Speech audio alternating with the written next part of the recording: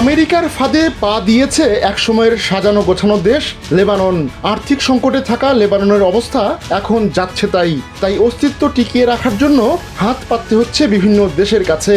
এবার সেই দেশকেই কৌশলে কাবু করলো আমেরিকা আর ইসরায়েল।